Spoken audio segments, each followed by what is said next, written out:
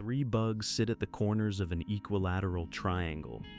Each one starts moving toward the bug on its right at the same constant speed. Watch what happens. They spiral inward, tracing these beautiful curves. But here's the real question. Do they ever actually meet? And if they do, how far does each bug travel? Pause here and take a guess. Let's set up the problem carefully. We have an equilateral triangle with side length L. Bug A chases bug B chases bug C, and bug C chases bug A. Each moves at speed v. Since each bug is always aiming directly at its target, the velocity vectors point along the sides of a triangle that's constantly changing shape.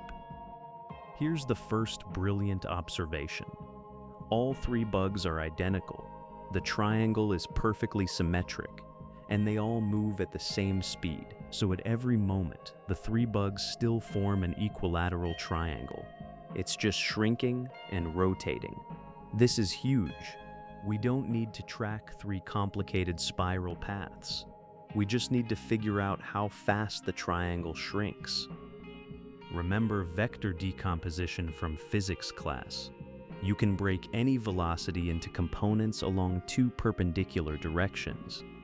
Bug B moves towards C at speed v. Let's decompose that into a component along the line BA and a component perpendicular to it. The angle at B in our equilateral triangle is 60 degrees.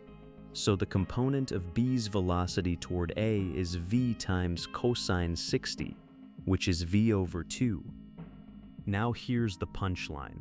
How fast is the gap between A and B closing?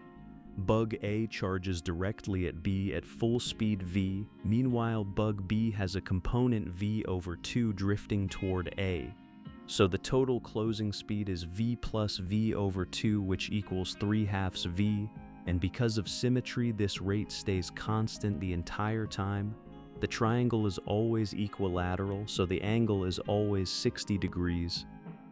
With a constant closing speed, this becomes the simplest problem in physics. Time equals distance over speed. The initial gap is L, the closing speed is 3/2 v, so the time to meet is 2L over 3v.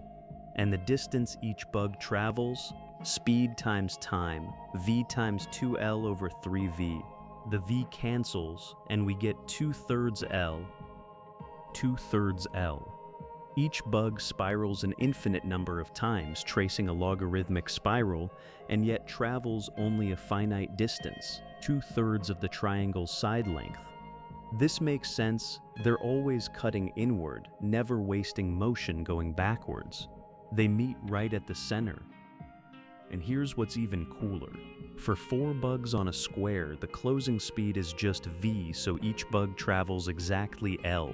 For any regular polygon, the formula generalizes beautifully. Pursuit curves like these show up in drone swarms, missile guidance, and even predator-prey dynamics. If you enjoyed this, like and subscribe for more.